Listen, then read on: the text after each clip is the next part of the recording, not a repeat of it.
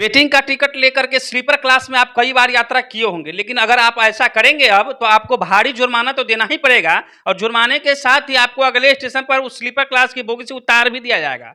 तो अगर आप चाहते हैं कि आप किसी मुसीबत में ना पड़े अगले यात्रा के दौरान, तो इस वीडियो को पूरा देखिएगा। इससे पहले स्लीपर क्लास में जाने के लिए लोग कई तरीके से वेटिंग का टिकट कटवाते थे। कुछ लोग काउंटर से, रेलवे काउंटर से टिकट लेते थे, तो कई लोग मोबाइल से ले लेते थे और कई लोग साइबर कैफे वगैरह से जो है ऑनलाइन टिकट कटाते थे। लेकिन पहले भी यह नियम था कि अगर आप ऑनलाइन वेटिंग का टिकट लिए हुए हैं तो अगर कन्फर्म हो गया तो वह मान्य है, वरना वह अमान्य हो जाता था। आपका ऑनलाइन टिकट कटा हुआ अगर टिकट कन्फर्म नहीं होता तो आपको वह अमान्य हो जाता, वह कैंसिल हो जाता था और आपके जो पैसे थे उसके जिस अकाउंट से वह कटा गया था 2 से 3 दिन के अंदर वह पैसा रिटर्न हो जाता था। लेकिन रेलवे काउंटर से जो टिकट कटा हुआ रहता था, चूंकि इसमें आपका डिटेल वगैरह नहीं था, तो वह जो है पहले मान्य था और वह कैंसिल नहीं होता था। इसको लेकर के आप स्लीपर के क्लास में जाकर के वेटिंग टिकट लेकर के यात्रा कर सकते थे। और यही नहीं, उसमें बहुत सारे ऐसे लोग होते थे जो बिना टिकट के वहां पहुंच जाते थे और स्लीपर क्लास की बोगी में चढ़ जाते थे। टीटी आते थे और टीटी से जो है टिकट बनवा करके लोग यात्रा करते थे। लेकिन अब ऐसा बिल्कुल भी नहीं होने वाला है और इसमें जो है कुछ लोगों ने जब अपनी आपत्ति दर्ज की है, तब जाकर के रेलवे ने इस चीज को सुधार किया है और अब आप वेटिंग का टिकट लेकर के स्लीपर क्लास में यात्रा नहीं कर सकते हैं। अगर आप ऑनलाइन टिकट लेते हैं तो ऑटोमेटिक कैंसिल भी हो जाता है और अगर आप ट्रेन का टिकट जाकर के काउंटर से लिए हुए हैं तो वह आपका ऑटोमेटिक कैंसिल तो नहीं होगा, क्योंकि उसमें आपका अकाउंट डिटेल होता नहीं है, तो आपको जा करके खुद से कैंसिल करवाना पड़ेगा। अगर आप ऐसा नहीं करते हैं और वह टिकट लेकर के आप चढ़ जाते हैं स्लीपर बोगी में, तो वहां आपको टीटी भारी भरकम जुर्माना करेगा। वह एक पेनाल्टी के रूप में होता है और इसके बाद अगले स्टेशन पर आपको उतार दिया जाएगा। तो अब बात आती है कि जो वेटिंग का टिकट लिए हुए हैं वो जाए कैसे।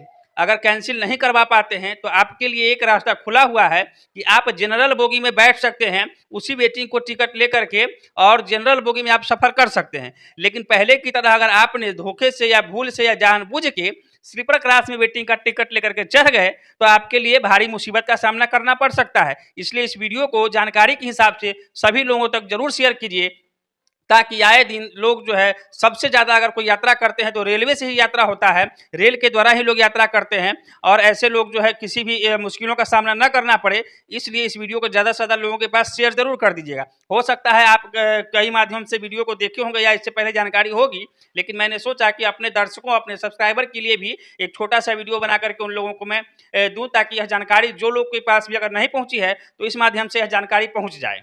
अब सबसे बड़ा सवाल यह है कि रेलवे ने जो किया है कितना सही और कितना गलत निर्णय है, यह मैं आप पे छोड़ता हूं, इस पे मैं कोई टीका टिप्पणी नहीं करूंगा। इसमें होता क्या था दरअसल कि रेलवे में स्लीपर क्लास की बोगी में इतने लोग वेटिंग का टिकट लेकर के चढ़ जाते थे कि जो लोग स्लीपर क्लास में जो लोग का सीट रहता था वह भी सही से यात्रा नहीं कर पाते थे और न ही जो वेटिंग का टिकट लेकर के चढ़े थे वह सही से यात्रा कर पाते थे। ऐसे में कुछ लोगों ने जब इसकी शिकायत की तो रेलवे ने पाया कि यह बिल्कुल सही बात है कि जिसका टिकट कन्फर्म होता है उस स्लीपर बोगी में सही से यात्रा नहीं कर पाते हैं अपने सामान के साथ में या अपने किसी भी सुविधा के साथ में, क्योंकि वेटिंग का टिकट हद से ज़्यादा उसमें जो है जनरल बोगी के बराबर हो जाता है। आपने देखा भी होगा कई बार इस तरीके से जो है बहुत सारे टिकट के लोग जो उसके पास टिकट कन्फर्म होता है वह ट्रेन में नहीं चढ़ पाते हैं और विदाउट टिकट वाले लोग ट्रेन में चढ़ करके अंदर टीटी से टिकट बनवा करके और सीट पर यात्रा कर लेते हैं। ऐसा भी कई बार सुनने को मिला था, लेकिन अब आप ऐसा नहीं कर सकते हैं। तो यह जो है वीडियो आपके लिए बिल्कुल यूजफुल होगा। रेलवे ने यह बड़ा बदलाव किया है कि आप अब एसी की तरह ही स्लीपर में भी वेटिंग का टिकट लेकर के नहीं चढ़ सकते हैं। आपको अगर इमरजेंसी में जाना है तो जनरल बोगी में जा सकते हैं। लेकिन सबसे बड़ा बात यह आता है कि क्या जितने जनरल बोगी हैं उसकी संख्या बढ़ानी चाहिए कि नहीं। जो लोग वेटिंग का टिकट लिए हैं कैंसिल नहीं करवा सकते हैं और जनरल बोगी में जाएंगे तो वहाँ जनरल बोगी की संख्या भी बढ़ानी चाहिए।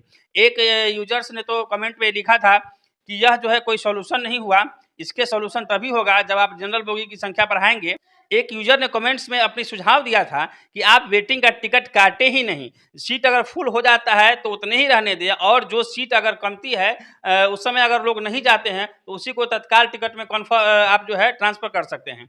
और रही बात जनरल बोगी की, तो जनरल बोगी की संख्या बढ़ानी होगी तभी जाकर के इसका सॉल्यूशन मिलेगा। अब ये जो है बहुत बड़ी खबर है रेलवे की तरफ से। अब ऐसे में होगा क्या, जिसको इमरजेंसी में जाना है, लोग वेटिंग का टिकट ले लेते थे और स्लीपर क्लास में चढ़ जाते थे, उन लोगों के साथ अब समस्या हो सकती है। हालाँकि यह रेलवे का अपना एक नियम है, सरकार का अपना एक यह कानून बना है, तो इस पे मैं कुछ बोल नहीं सकता हूँ स्पेशली। अब आप लोग अपनी राय ज़रूर दीजिएगा कमेंट में कि यह जो हुआ है यह आप लोगों के हित में कितना सही हुआ है, कितना गलत हुआ है। हालाँकि जो लोग स्लीपर में जाएँगे, जिनका टिकट कन्फर्म होगा, उनको अब यह खबर जो है बहुत बड़ी राहत की साँस देने वाली है। ताकि वो लोग जो है जितने परेशान होते थे, वो जा नहीं पाते थे, छोटे-छोटे बच्चे होते थे, सामान होता था और उसको लेकर के लोगों को पर्व त्योहार के दिन में घुसना तो खैर नामुमकिन सा हो जाता था। ऐसा जो है मुश्किल होती थी। हमने कई बार रेलवे स्टेशन पर देखे हैं, इतनी भीड़ होती थी वहाँ पे कि लोग जो टिकट वाले हैं वो सही से उसमें चढ़ नहीं पाते थे। तो अब जो है उन लोगों के लिए ख़ास करके एक राहत भरी यह खबर है। ये रेलवे के द्वारा यह जो कदम उठाया गया है, वह एक बहुत अच्छी पहल उन लोगों के लिए है जो स्लीपर क्लास में अपने टिकट को कन्फर्म करके यात्रा करने की सोचते हैं। लेकिन जो लोग इमरजेंसी में जाते थे, उनके लिए थोड़ी-सी मुश्किल ज़रूर होगी। अब सरकार को भी चाहिए कि रेलवे में रिज़र्वेशन बोगी तो है ही, जनरल बोगी की संख्या को बढ़ाया जाए और इसको कम करने के लिए ट्रेन की संख्या को भी बढ़ाना ज़रूरी है, क्योंकि अगर ट्रेन की संख्या नहीं बढ़ेगी, तो आए दिन जिसको जाना और आना है, उनको काफ़ी मुश्किलों का सामना करना पड़ेगा। फिलहाल आप धमाल इंडिया न्यूज़ पर यह खबर देख रहे थे। यह रेलवे का जो नया नियम अपडेट हमने बताया, आपको कैसा लगा? अपनी प्रतिक्रिया कमेंट बॉक्स में लिखिएगा। फिलहाल के लिए आज बस इतना ही। नमस्कार, जय हिंद, जय बिहार।